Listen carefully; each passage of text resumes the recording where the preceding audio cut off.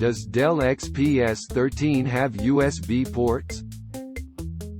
On the right, you'll find a 3.5mm audio jack, a microSD card slot and a USB Type-C port, which can output DisplayPort video.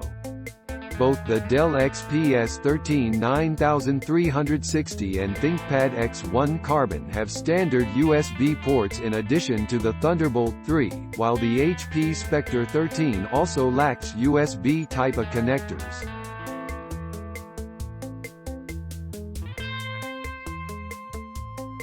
Thanks for watching.